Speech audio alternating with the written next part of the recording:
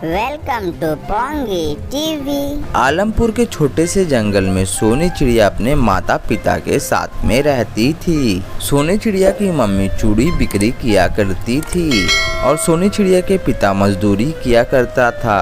एक दिन सोनी चिड़िया की मौसी उसके घर आती है। अरे ओ दीदी, आपने सोनी चिड़िया के लिए एक अच्छा रिश्ता बताने के लिए कहा था ना। एक बहुत ही अच्छा रिश्ता मिला है, तुम चाहो तो सोनी चिड़िया की शादी वहाँ पर कर दो। बहुत अच्छा घराना है, उन लोगों के पास बहुत ही ज्यादा धन दौलत है। हमारी बेटी रानी बनकर रहेगी। लेकिन बहन, उनका काम क्या है और किस खानदान से है? दीदी, काम का मत पूछो तो अच्छा होगा। उनका एक काम नहीं है, हजारों काम है। तुम ज्यादा मत सोचो, बस सोनी चिड़िया की शादी की तैयारी में लग जाओ। अपनी सोनी चिड़िया के तो भाग खुल गए हैं जो इतने रईसों के घर में जा रही है। फिर कुछ दिनों बाद ही सोनी चिड़िया और कालू कौवे की शादी कर दी जाती है। शादी के अगले ही दिन सोनी चिड़िया की सासू से आवाज लगाती है।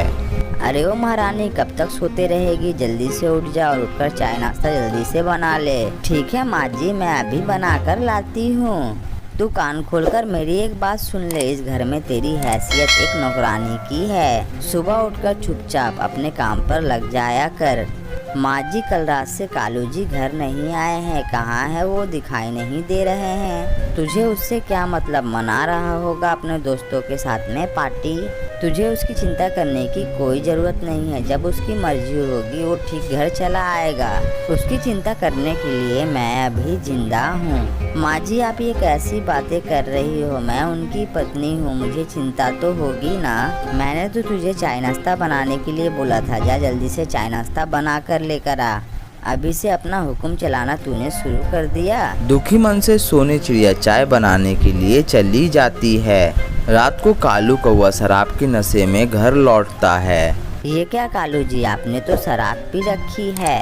आपके मुंह से तो बदबू आ रही है। माँ, आपने तो मेरी गवार के साथ शादी करवा दी है। क्यों रे करम जल्दी, तू मेरे बेटे से इस तरह से बात करेगी? तुझे ये बात कितनी बार बतानी पड़ेगी कि तेरी हैसियत इस घर में नौकरानी से बढ़कर कुछ नहीं है। चल हट यहाँ से, मैं अपने बेटे को उसके कमरे में लेकर जाती हूँ। फिर कालू कौवा की मम्मी उसे कमरे में लेकर चली जाती है और इधर सोनी चिड़िया अपने आप से कहती है, हे भगवान, ये मैं क्या देख रही हूँ? मेरे इतने बड़े रईस खानदान में शादी हुई है।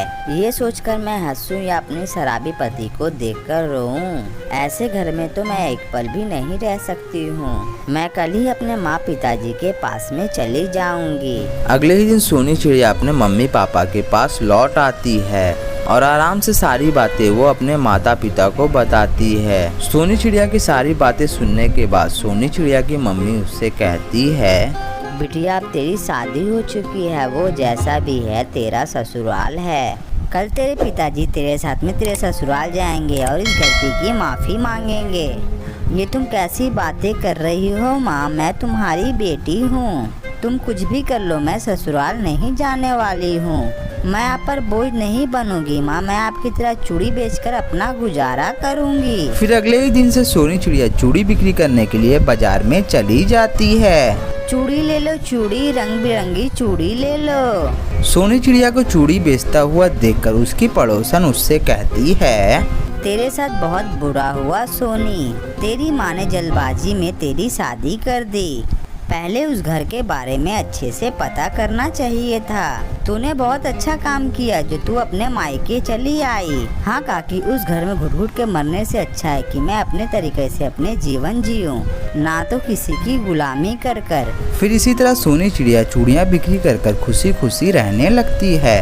और ये सुंदर सी कहानी यहीं पर समाप्त हो जाती है। ये कहानी से हमें ये सीख मिलती है कि हमें किसी पर भी अत्याचार नहीं करना चाहिए।